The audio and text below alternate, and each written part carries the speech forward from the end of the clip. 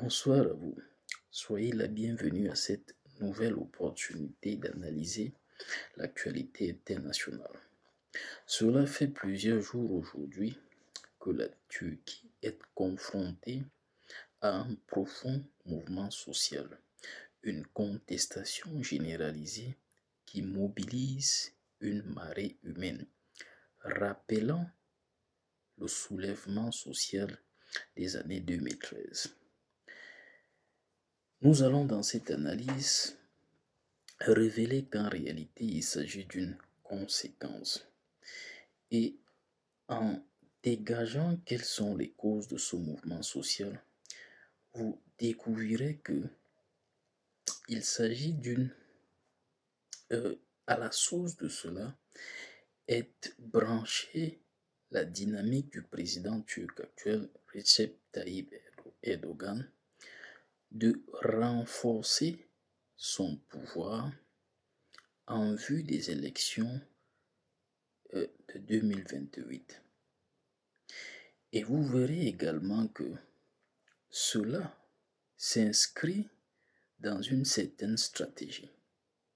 Parce que nous allons faire le lien avec la récente actualité, la récente et curieuse actualité de l'appel du leader du PKK, enjoignant ses pensionnaires à déposer les armes.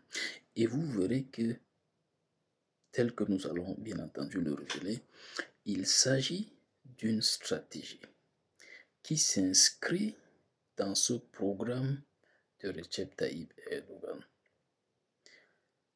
visant à diviser l'opposition et évidemment fragiliser cette dernière afin de n'avoir aucune contestation crédible pour les élections à venir. Bienvenue donc à cette analyse. Pardon. Si vous ne vous êtes pas encore abonné à notre page, nous vous invitons à bien vouloir le faire afin de bénéficier de davantage d'analyses objectives et pertinentes sur l'actualité internationale. L'arrestation donc d'Ekrem İmamoğlu, maire d'Istanbul, a déclenché une mobilisation sans précédent en Turquie, rappelant les manifestations de 2013. En réponse à l'appel de l'opposition et en défiant les restrictions sur les rassemblements, des milliers de citoyens se sont mobilisés à travers le pays depuis le 19 mars. Selon un rapport de l'AFP, au moins 55 des 81 provinces turques ont été touchées par ce mouvement populaire, représentant ainsi plus des 2/3 du territoire national. Se pose donc la question de savoir pourquoi Ekrem İmamoğlu est-il persécuté par l'ordre gouvernant en Turquie.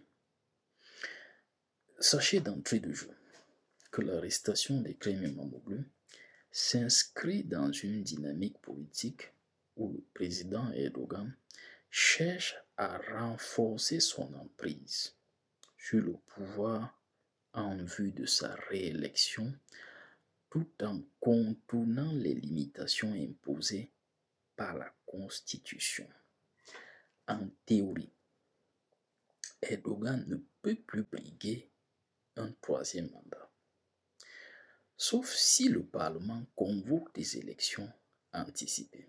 Et donc, pour justifier sa candidature, il envisage de provoquer des élections législatives et présidentielles anticipées. Sauf que pour cette circonstance, l'opposition a anticipé la réaction du CHP et surtout la convocation de ces primaires inédites. Donc, face à cette menace, le Parti républicain du peuple, c'est-à-dire le CHP, parti d'opposition, a décidé d'organiser des primaires, une innovation dans le paysage politique turc, pour l'élection présidentielle programmée en 2028. Les sondages révélant qu'un affrontement entre Erdogan et Imamoglu au second tour pourrait donner la victoire à ce dernier avec une marge significative. À partir de là, considérons l'ascension d'Imamoglu et les inquiétudes du pouvoir. Vous voyez, M. Ekrem Imamoglu est devenu un adversaire redouté par Erdogan, qui était lui-même maire d'Istanbul. Ce dernier, bien entendu, est-il encore nécessaire de le rappeler, être le maire d'Istanbul. Dans les années 80, Erdogan l'était aussi. 90, pardon. En 2019, Imamoglu a réussi à dérober la capitale économique de la Turquie au parti AKP d'Erdogan et a été élu avec éclat en mars 2024. Une réélection, bien entendu. Cette ascension d'Imamoglu suscite des préoccupations au sein du gouvernement en place. Erdogan, conscient de la menace que représente le maire d'Istanbul, déploie donc tous les moyens à sa disposition pour l'exclure de la compétition électorale. Parce qu'il faut le savoir, une condamnation, même légère, pourrait suffire à le rendre inéligible pendant 5 ans, neutralisant ainsi la principale menace à la réélection du président. S'oppose donc le besoin d'une stratégie. Et c'est là que émerge la question kurde comme outil de division. La bonne vieille méthode romaine. Divide and impera. Diviser pour mieux régner. Souvenez-vous de cette récente actualité curieuse en Turquie. Le 27 février, Abdullah Öcalan, fondateur du Parti des travailleurs du Kurdistan, c'est-à-dire le PKK, a appelé ses partisans à déposer les armes et à dissoudre le PKK. Cette déclaration représente un tournant significatif vers un processus de paix fruit des négociations menées avec la Turquie par l'intermédiaire du parti DEM, un acteur politique de gauche pro-kurde. Cette promesse d'un avenir meilleur pour la minorité kurde redéfinit donc le paysage politique de l'opposition en Turquie, in fine. En 2019, le principal parti d'opposition, le CHP, dirigé par Ekrem İmamoğlu, avait établi une alliance informelle avec le parti DEM. Cette coalition a permis à İmamoğlu de conquérir la mairie d'Istanbul et renforcer la position de l'opposition lors des élections législatives et présidentielles de 2023. Erdogan, conscient que la seule manière de préserver son pouvoir est de diviser ses adversaires. Vous voyez, l'accord de paix avec le PKK constitue donc une étape préliminaire dans cette stratégie. À partir de là, le DEM, c'est-à-dire le parti politique d'opposition, se retrouve dans une position précaire et ambiguë. Vous voyez, et cela est une manifestation, ça peut se constater. Depuis l'arrestation d'Imamoglu, le parti DEM se retrouve dans une situation délicate. D'une part, il soutient le maire d'Istanbul, surtout que plusieurs de ses dirigeants ont été également incarcérés. Mais d'autre part, il cherche à maintenir le processus de paix en cours, acté avec l'État turc. Donc, l'ordre gouvernant dirigé par Erdogan.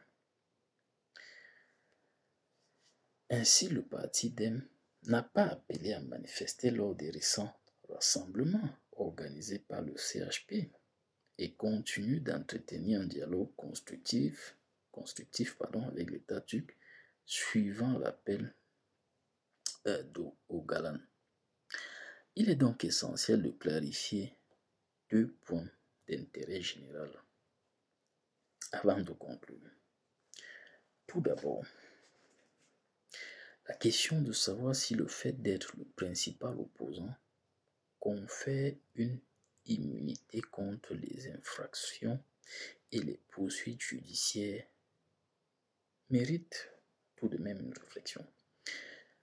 Voyez, l'exemple historique du Seigneur Jésus-Christ illustre comment le droit, la justice et les institutions peuvent être manipulés pour neutraliser des figures politiques perçues comme menaçantes par le régime en place. Dans le contexte actuel, il apparaît que la position a pris conscience de cette instrumentalisation de la justice par le pouvoir pour écarter un rival potentiel à l'approche des élections de 2028, entraînant ainsi des manifestations de mécontentement. Les citoyens expriment leur indignation face à l'utilisation des ressources publiques à des fins intuitives personnelles pour éliminer un adversaire politique. Toutefois, il est crucial de ne pas établir comme norme que l'indignation populaire équivaut nécessairement à la légitimité de la cause. Car des exemples historiques montrent que le peuple peut être manipulé ou exprimer des sentiments contraires à l'éthique. Chaque soulèvement populaire doit donc être évalué de manière distincte pour déterminer si l'action du peuple est légitime ou si elle résulte d'une manipulation orchestrée. Mais dans le cas d'espèce, tellement d'éléments corroborent pour soutenir la thèse selon laquelle il s'agit bel et bien d'une tentative de mise à l'écart d'un rival potentiel. Sur ce point, il n'y a pas de débat. Il ne faut pas faire preuve de naïveté dans l'analyse des situations politiques. À partir de là, se pose une autre question, c'est l'incertitude sur l'avenir politique d'Imamoglu. Il est important de souligner qu'il est difficile d'affirmer que ce soulèvement mènera à la libération d'Ekrem İmamoğlu et encore moins son rétablissement en tant que candidat aux élections présidentielles de 2028. Vous savez, le président Erdogan a démontré une expertise notable dans la gestion des mouvements de contestation depuis qu'il est au pouvoir. En 2013, par exemple, il a su normaliser un soulèvement similaire lors des événements de Gezi, alors qu'il était Premier ministre.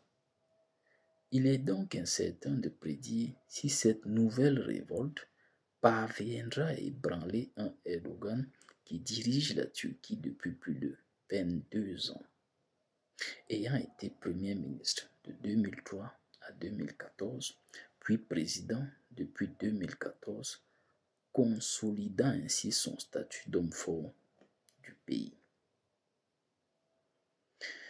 Pour finir, l'arrestation d'Ekrem İmamoğlu a catalysé une mobilisation populaire sans précédent en Turquie, révélant un profond mécontentement face à l'autoritarisme croissant du régime d'Erdogan. Et nous pensons qu'il est nécessaire qu'une autre analyse séparée soit faite sur la valeur intrinsèque, le portrait psychologique et caractériel de Erdogan. Et nous allons le faire. Cela fera l'objet d'une prochaine analyse. Les manifestations qui s'étendent à travers le pays illustrent non seulement une volonté de changement, mais aussi une résistance face à une stratégie politique visant à neutraliser un opposant singulier. La dynamique actuelle, marquée par des tensions entre le CHP et le parti DEM, ainsi que par les manœuvres d'Erdogan pour maintenir son pouvoir, souligne la complexité du paysage politique turc. Alors que les incertitudes demeurent quant à l'avenir d'Imamoglu et la possibilité d'un changement significatif, la situation actuelle pourrait être déterminante pour l'orientation future de la démocratie en Turquie. Infiniment merci de nous avoir suivis.